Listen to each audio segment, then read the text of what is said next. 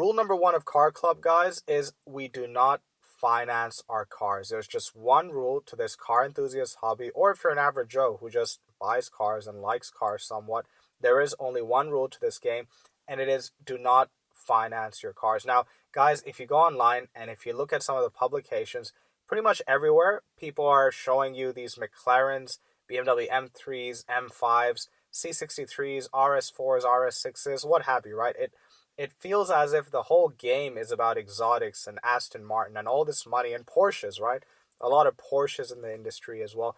And gone are the days, guys, when people were just driving regular cars, basic Civics, right? Basic Hondas, and adding some parts to them and enjoying them for what they were, right? Enjoying and being part of car culture.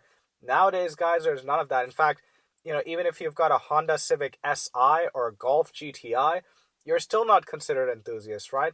And what has made that happen? Guys, it's finance culture, because people out there, they go and finance these cars and they make others feel as if they're not car enthusiasts, right? If you don't have that really nice car, you're not a car enthusiast. But guys, I'm going to flip the script for you. I'm going to say, if you finance your car, you are not part of the car club, right? A lot of you watching this might have a car in finance, but guys, it's not about bias. I don't care what car you drive, right? Maybe you can't afford to have a car, right? Maybe you ride the bus or you ride the bicycle. You're part of the car club. The only rule here is do not finance your cars. And I've got a Master of Business Administration. I'm an engineer.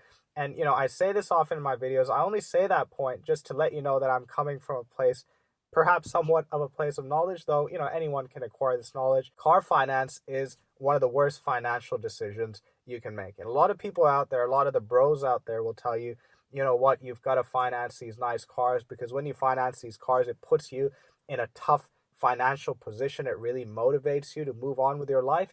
What? Guys, who needs that sort of motivation, right? That's not a motivation type that's going to last. That's not longevity, right? That's you being motivated, fear of bankruptcy, right? You don't need that.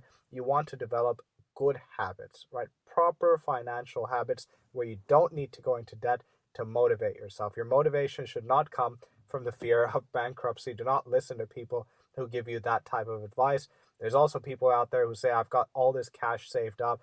I don't want to put all of that cash in a car. Well, guys, a car finance rate these days ranges around 8 to 12% sometimes. Sometimes people are paying up to 12%, sometimes more, right?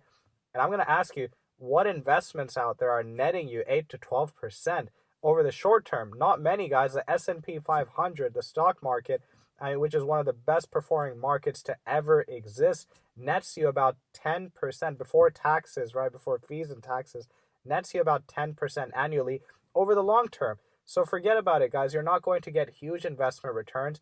No need to finance your car. Get that car in cash. And really, one of the big things that'll happen when you buy your car in cash is you'll look around the market and all of a sudden, you won't want to spend a lot of money. You will become very price sensitive, guys. And that's why a lot of these M3s and M5s, these Lamborghinis, etc., they're not bought on cash, because as soon as you have a really wealthy person, they've got a bunch of cash, they become really price sensitive. They think, you know what, I do not want to put this much cash into a car. So it will really recalibrate you and think, you know what, this Honda Civic Type R, I don't know, $80,000 drive away now, which is ridiculous. If you were to finance that, the payments will be pretty hectic, but you can get around to it. But as soon as you've got a bit of cash and you've got that 80,000 Australian dollars, which is a big amount, you've got that cash sitting in your bank, you're not going to walk up to that Honda dealer and just say, here, take my cash and give me the car. You're going to think twice. You're going to think to yourself, you know what, is this Honda Civic effectively giving me $80,000 worth of value? And you'll find pretty soon it's not. And it's not just a Civic, right? It can be a BMW, whatever. You'll find soon enough that you will be recalibrated, guys. The world has been betrayed by financing. And it's not just for cars. It's for, people buy their fridges, their appliances on finance.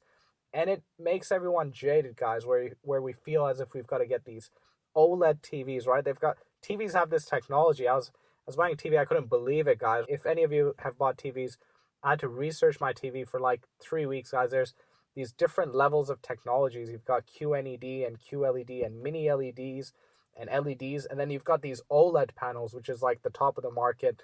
And that stuff costs like $6,000, $7,000, $8,000, more than a car that stuff costs, right? And you've got people who are like, who have to get those OLED panels and those TVs, and they'll finance them. They'll finance the TVs. People will finance their watches.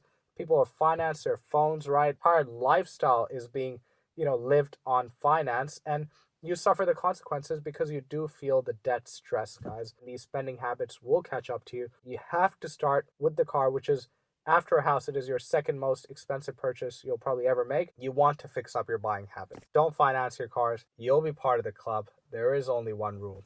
I hope that helps, guys. I'll catch you next time.